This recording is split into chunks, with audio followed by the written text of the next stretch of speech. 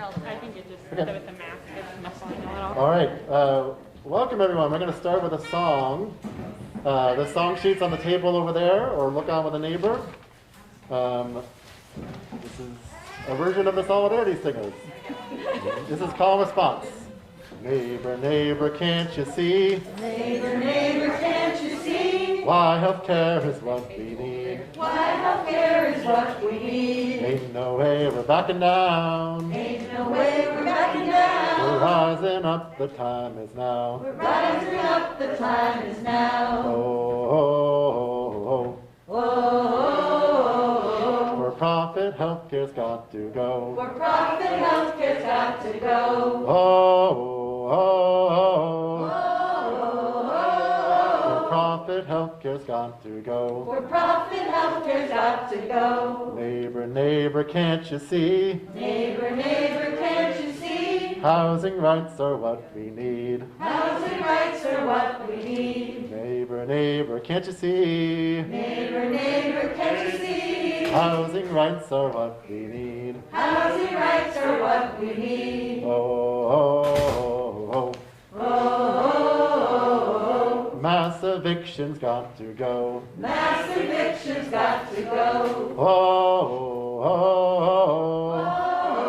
Oh, Mass evictions got to go. mass evictions got to go. Health insurance is a lie. Health insurance is a lie. They don't care if people die. They don't care if people die. Health insurance is a lie. Health insurance is a lie. They don't care if people die. They don't care if people die. Oh, Oh, These profiteers have got to go. these profiteers have got to go. Oh, Oh,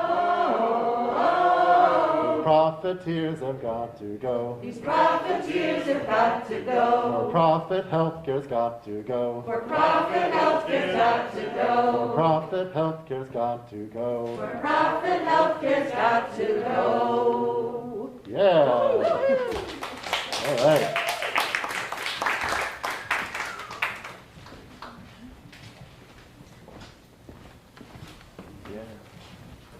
So Avery, did you do that whole thing with your mask on? I did.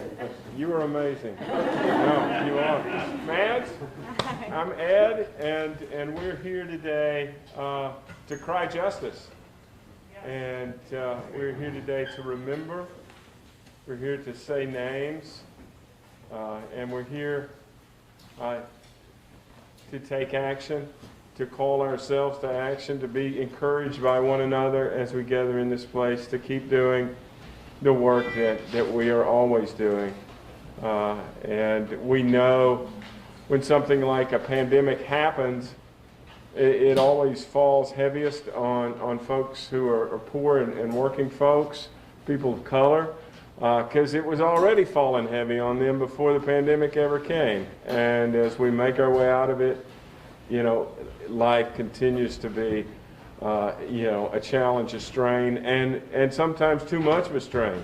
And so we have so many reasons for which to grieve, and we come together to do that today. Let's take just a moment and share a prayer together. Unto you, God, we bring our withering pain for the violence inflicted on our siblings in their journey to healing and health.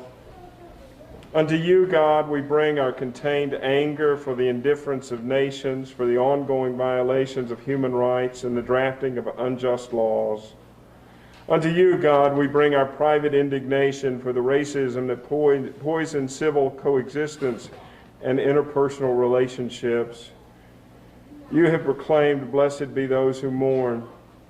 Free us from conniving silence and a dumb resignation. Transform our pain, our anger, our indignation into a lamentation so loud that it cannot go unheard.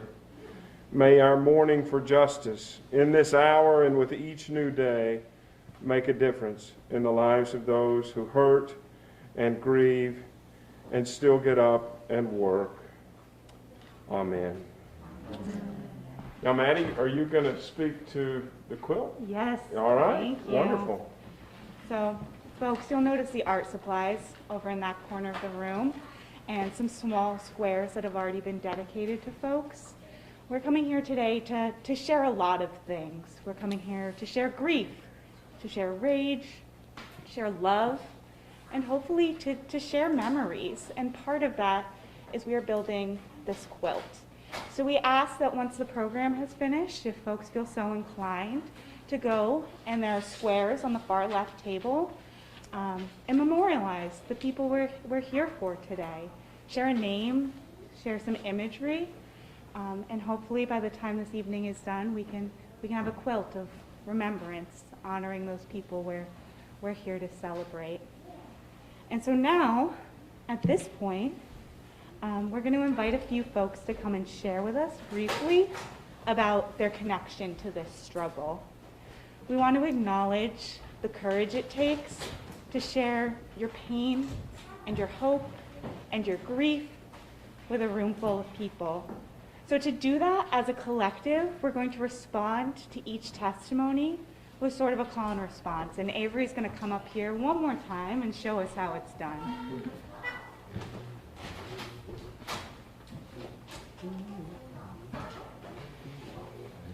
So we're going to sing the chorus of Somebody's Hurting My Brother, and we won't fit.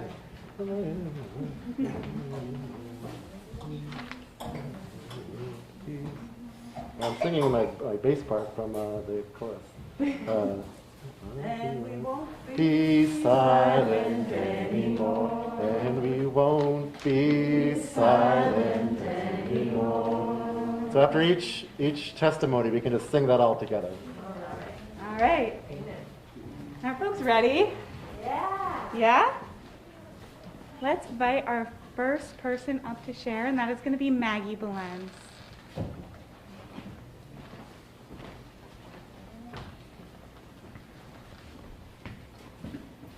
Hello, my name is Maggie Balenz, and I'm a nurse in the emergency department at UVM and a member of the Vermont Workers Center and the Poor People's Campaign.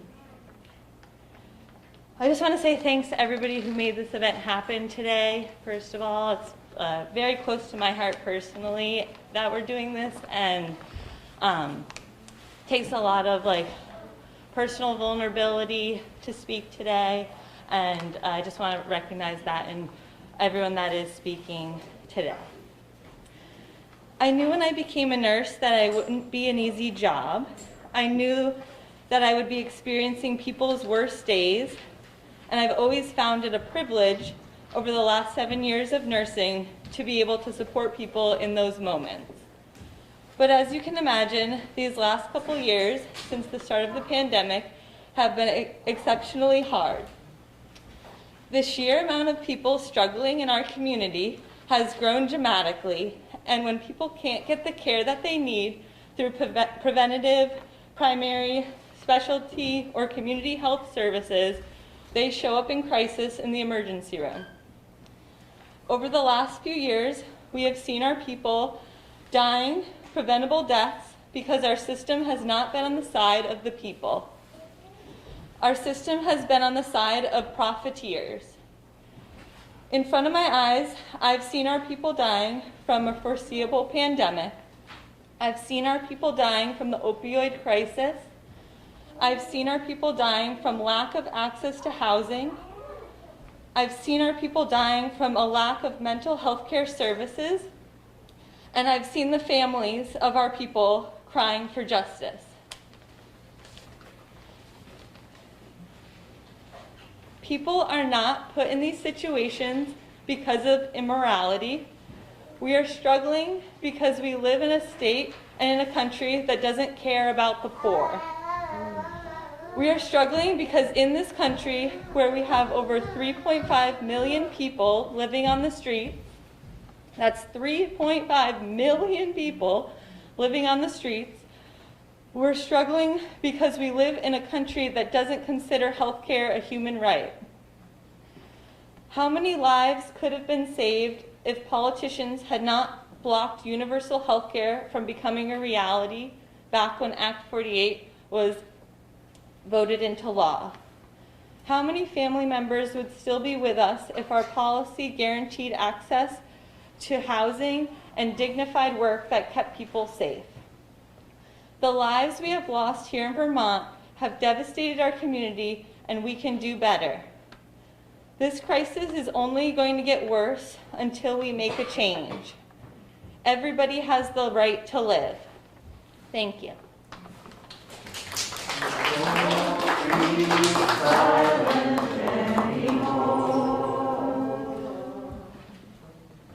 Thank you, Maggie. Next up, we have S.J. Walker.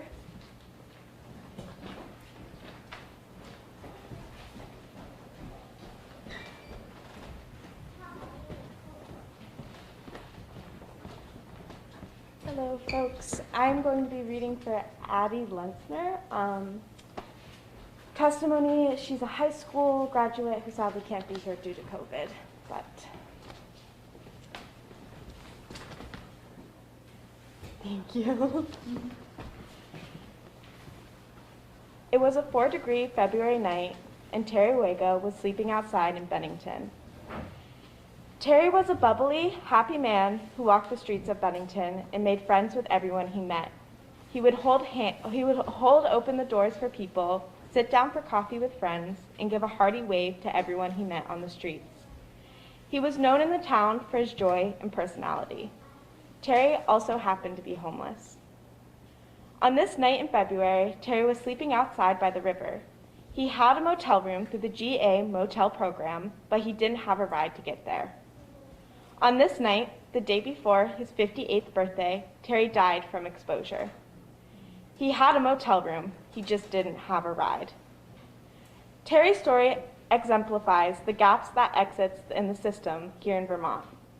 Even if people have motel rooms, they don't have rides. Over COVID, the motel program was expanded so that many experiencing homelessness could get a room for free. This was an amazing program, and it kept a lot of people safe over the course of COVID. However, the governor just announced that he is severely scaling back this program so that it is in its pre-pandemic phase, which means people can only get rooms when it's beneath a certain temperature. I had hoped that in honor of Terry, we would go back to a quote-unquote normal. COVID has taught us that a lot about society, and we can't just pretend it never happened. However, that's what's happening. As we move forward from COVID, we have to remember that we learned and worked to make change. I call on all of us to always remember the hundreds of Terrys out there in the state. And in their memory, let's make our state a better place. Thank you. We won't be silent anymore. Next up, we would like to ask Karen Saunders to share.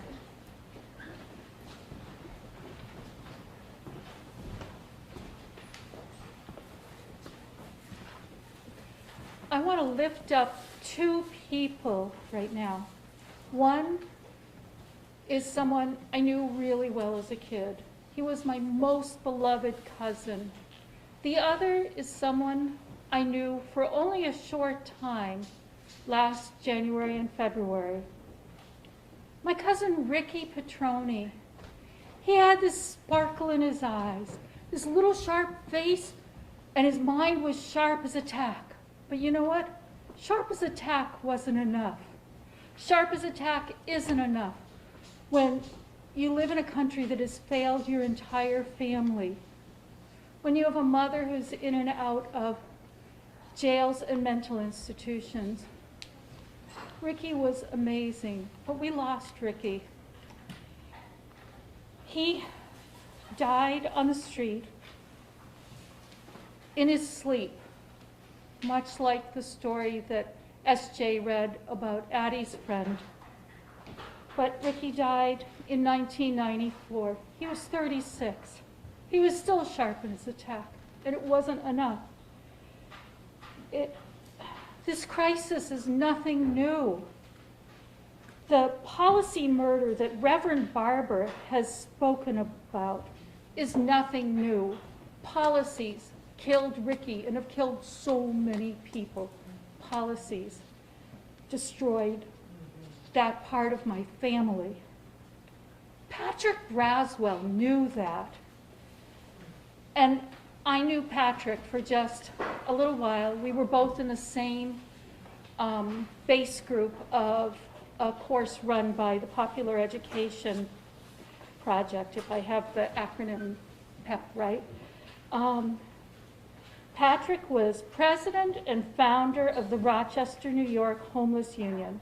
He was a national board member and the East Coast political educator for the National Union of the Homeless.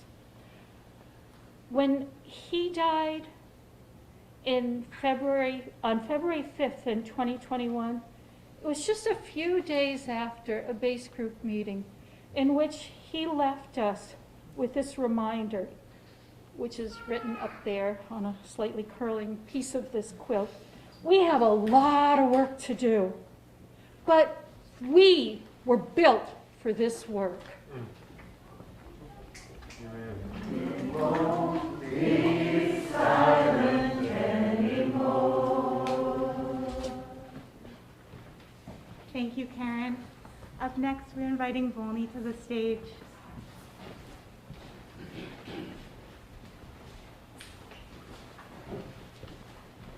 Thank you for being here, y'all. I'm Volney. I live here in this community. I mean, that qualifies me enough to be here and to speak on that. We've come together today, like not just to mourn and lift up the names of those that we've lost, not only like not due to mishap or old age, but to policy violence, the same policy violence Karen was just talking about. But we also come to call on our communities to fight for those our system treats as the living lost. Those living in a society that's cast them aside, not deeming them worthy of the basic resources that they need to live a life of inequality. We in America, if you listen to the way the media tell it, live under the specter of the shadow of war. But every day in the communities I organize in and live in and work in, I'm seeing death tolls so obscene, so detached from logic or compassion, they can only be associated with the body count of a war. You can't tell me that we're not already at war when all my friends, families, and neighbors are dying. They're being murdered. It's hard to feel like there's not an organized attack on the working class when during the pandemic, the rift between those flourishing and those floundering has only become more obvious. Y'all understand what I'm saying? Yeah. Aside from the countless people in my community, I never got the chance to meet and never got to build relationships with. I've lost so many of my loved ones these past 2 years. Amazing thinkers, radicals, future entertainers, possible world leaders, people that have inspired me personally to go on living.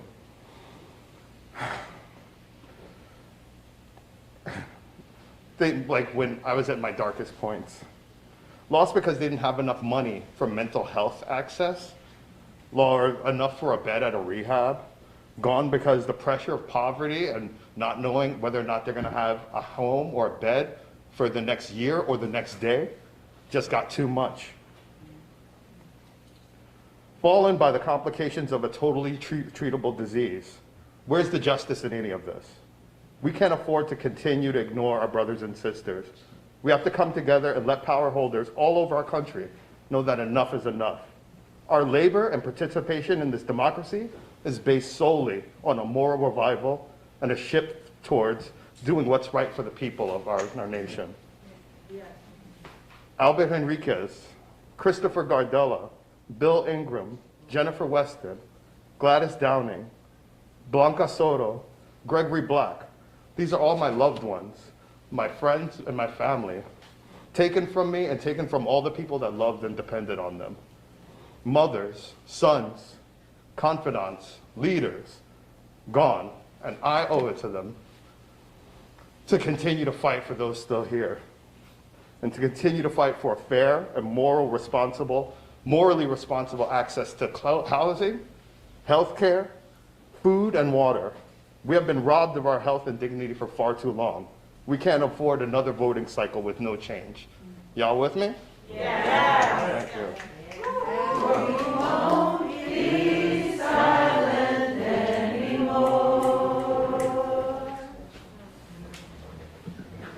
Let's hold this weight for a moment. This this grief, this policy murder that we are forced to carry these losses with us. And let us remember, are we going to be silent? No. No.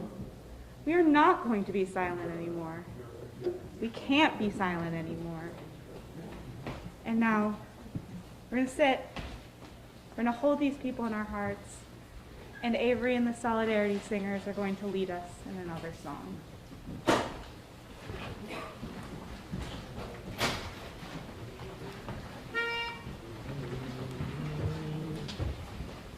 This is a song that I learned in D.C. with the National Poor People's Campaign, the National Call for More Revival.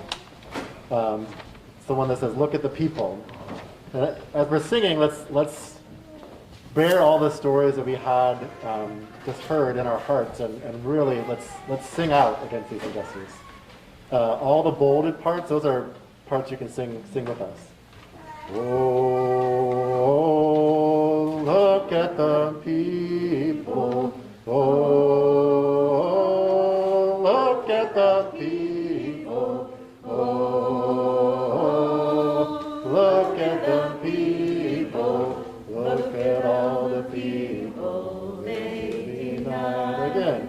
Oh, look at the people. Oh, look at the people. Oh, look at the people. Look at all the people. Maybe not. We can't afford to pay our rent. We are the people they deny. Out on the streets we refuse to be sent. We are the people they deny. Oh, look at the people. Oh, look at the people. Oh, look at the people. Look at all the people they deny. Living check to check without enough to eat. We are the people they deny. A livable wage is what we see. We are the people they deny. Oh,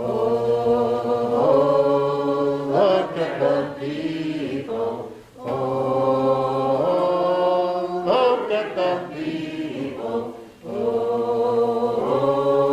look at the people. Look at all the people they deny. Free health care we have been refused.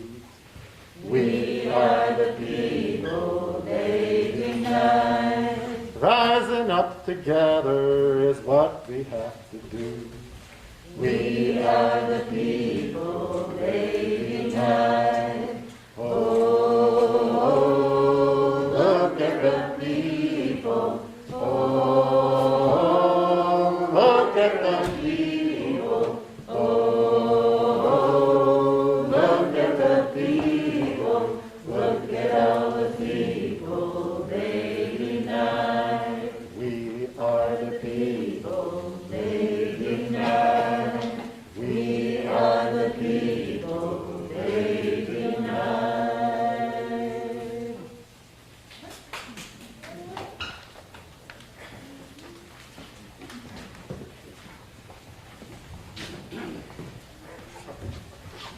Thank you, Avery. Avery, don't go too far. I'm going to need you. We're going to take some time now, just in gratitude and in solidarity with the stories we've heard, the testimonies we've heard, to think about and to remember who we've lost over the last few years. Our neighbors, our friends, our family members, our loved ones, and just people beyond the names that we know. Because we know, whether we know their names or not, we know brothers, sisters, and siblings that have been taken too early, too soon, and taken for no other reason than somebody somewhere said there just wasn't enough there wasn't enough resources so that person could have care or food or shelter or the thing that they needed in order to live. And so this is your time to say the names of those that you hold in your heart and whose memory you honor. And Avery's going to tell us how we're going to respond when you say those names. So in between, we can sing, "We remember you." Okay, by singing it totally off.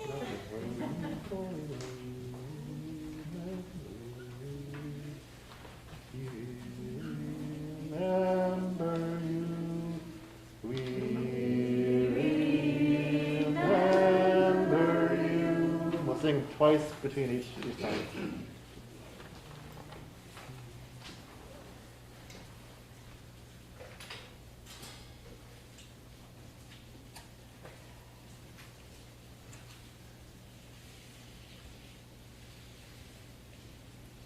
Russell Brown. We remember you. We remember you.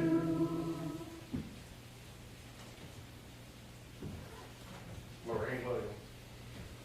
We remember you. We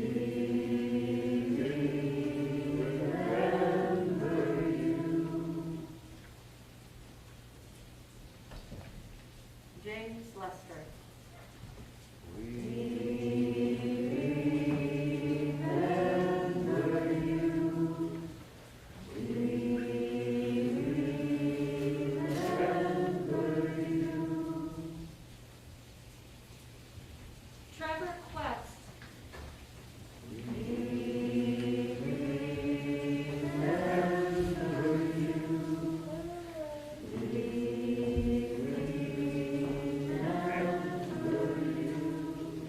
We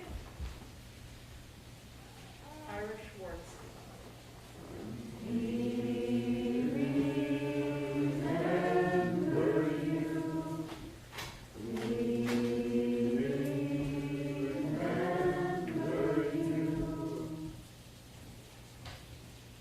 Don Holland.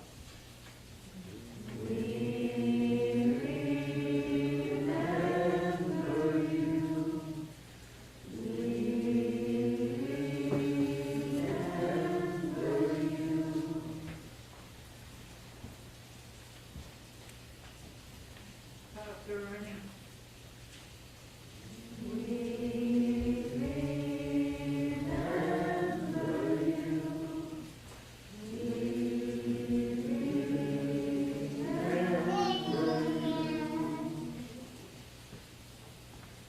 William Wells.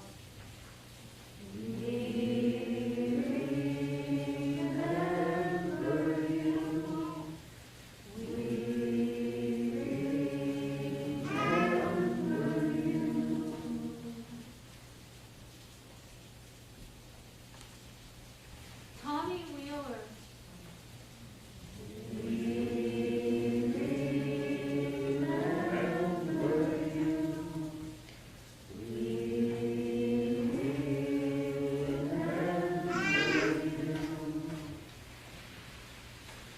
Peter Perkins.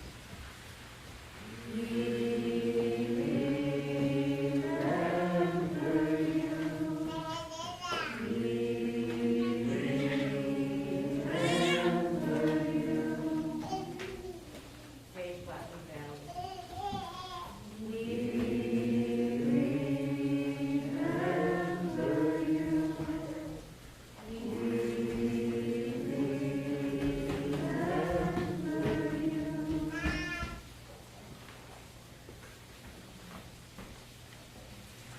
Andrew Fennell.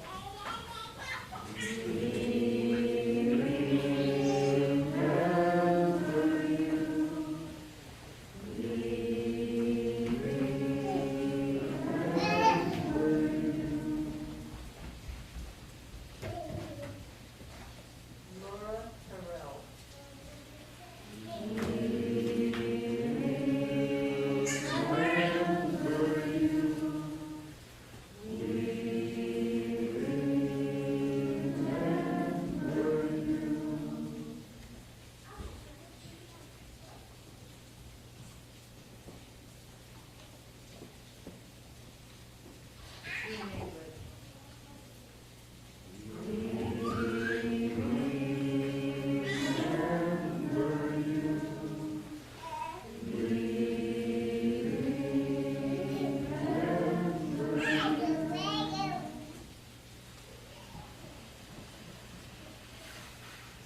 Dan DuPont.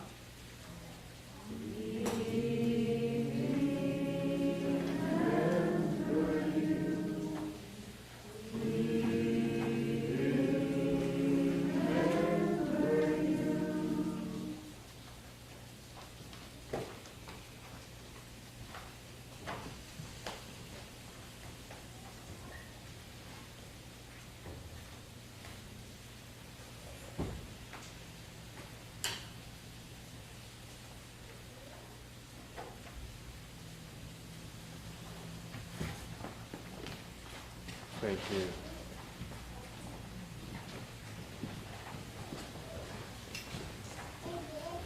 Thank you. We are going to have one last speaker come and share with us. We'd like to ask Sarah Brooks to join us up front.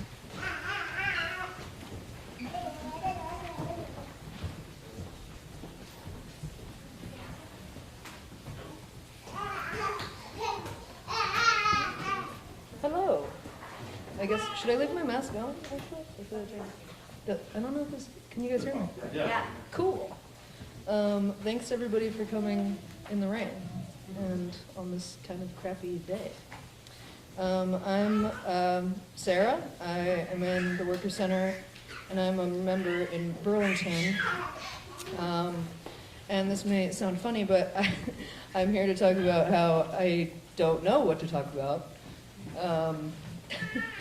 I say that I don't know what to talk about because there's so many staggering, there's a staggering amount of injustices that I could think of to mention and illustrate just how horrible and inhumane our healthcare system is.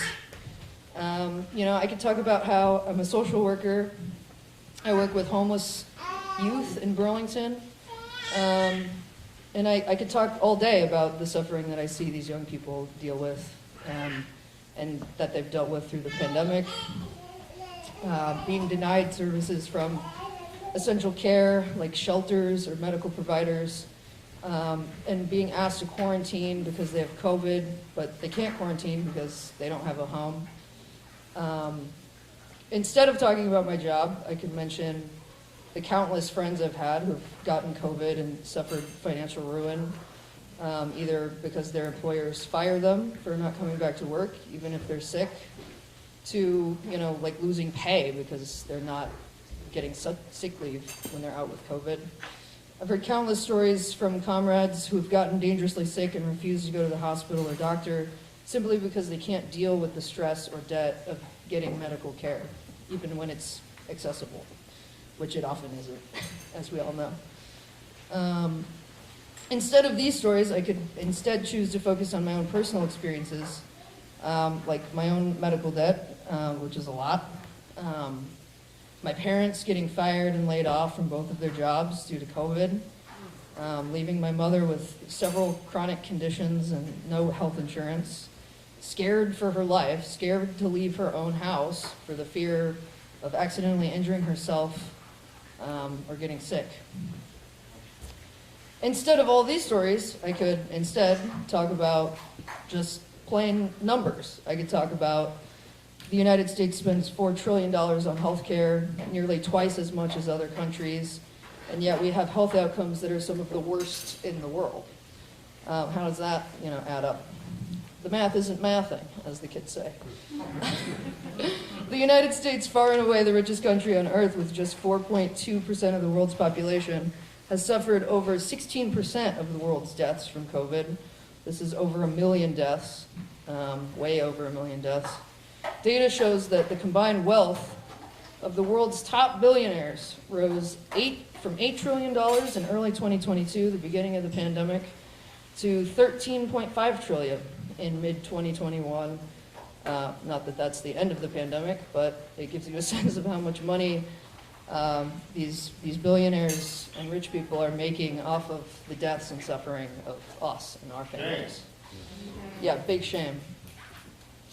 But numbers only go so far, and so instead I could generally talk about the deaths and endless needless suffering of the tens of thousands of people in this country, or maybe said better, because of this country, its policies and economic system. the term we've been using, kind of collectively is this term of policy violence. It's this economic system of profit that's piling up our bodies and the bodies of our friends and families. And they try to hide these bodies with terms like herd immunity, implying that the nature of the crisis is that thousands must die as a matter of fact, trying to hide that it's a choice, it's a policy. When the crumbling infrastructure of our capitalist healthcare system is met with crises, natural or otherwise, it will only continue to fail us, blame us, and kill us. And those are all kind of sort of examples of what, I did and could talk about more, but I think what I really want to talk about a little bit also is hope. In socialist countries with nationalized healthcare systems, the response to COVID was dramatically different. China, for example, whose population is about 4 times that of the United States, has suffered a death toll only 0.5% of that of the United States. Cuba, renowned international health missions that they run, sprang into action during COVID-19, bringing thousands of doctors to more than 20 countries in Latin America, Africa, the Middle East, and Europe. Cuba has developed its own COVID vaccines, not for profit, vaccinated more than 90% of their own country, and made them available to the world, exporting peace as a policy rather than a policy of violence. So, at the end of the day, I decided I didn't really know which of these things I wanted to talk about the most, because I couldn't decide what pained me more, what was more important, what was the most unjust, or the story that would move or enrage the most people to the point of wanting to do something about it. And I think the reality is what moves people is their own experiences. So I want to ask all of you for yourselves, what makes you want to change this system? What has happened to you that motivates you to smash this system, tear it down, and build a new one? Because that's what we have to do, not only to get a better healthcare system that is dignified, but to build a better world. Fighting for our health is fighting for healthcare, but it's also fighting for climate change, housing, labor organizing. It's fighting capitalism at every front, and we must organize ourselves to fight for a new system and a better world.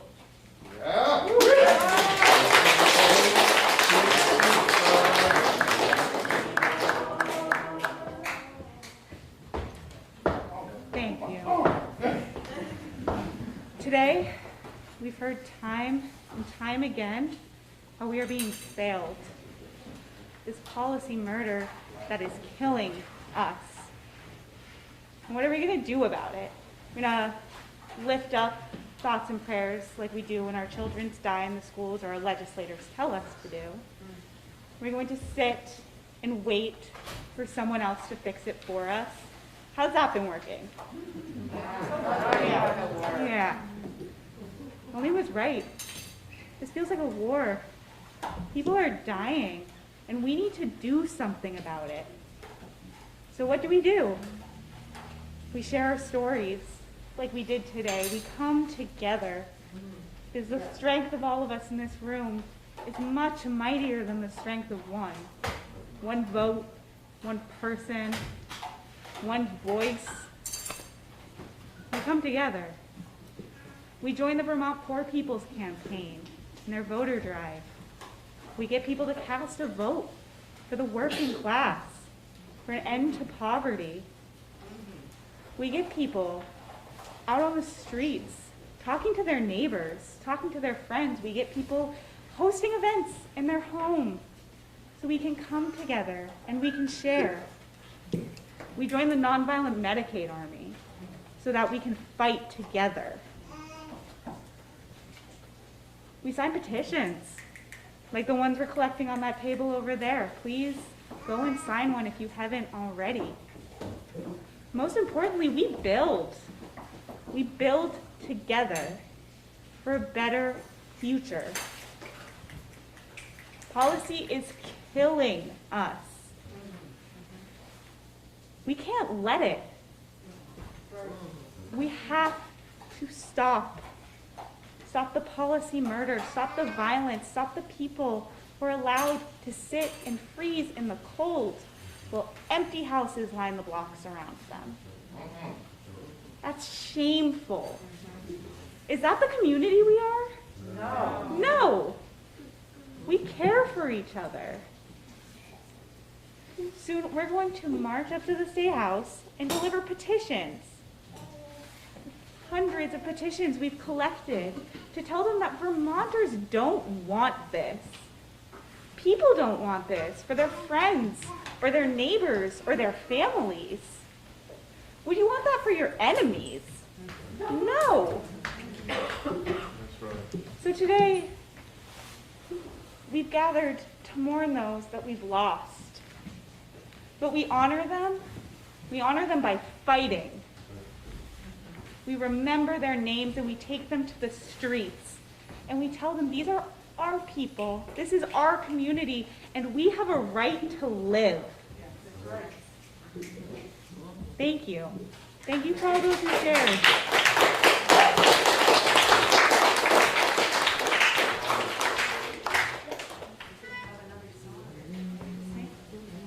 We're going to wrap out with a song, very much in that same spirit. That we won't be silent anymore. This is the full song. Somebody's hurting the people. Somebody's hurting the people, and it's gone on far too long. I tell you, it's gone on far too long. Oh yes, it's gone on far too long. Somebody's hurting the people, and it's gone on far too long. And we won't be silent anymore. Somebody sang us a prayer, and it's gone on far too long. I tell you, it's gone on far too long. Oh yes, it's gone on far too long. Somebody's denying us a prayer, and it's gone on far too long. And we won't be silent anymore. Somebody's hurting our families, and it's gone on far too long. I tell you, it's gone on far too long. Oh, it's gone on far too long. Somebody's hurting our families, and it's gone on far too long. And we won't be silent anymore. We won't be silent anymore.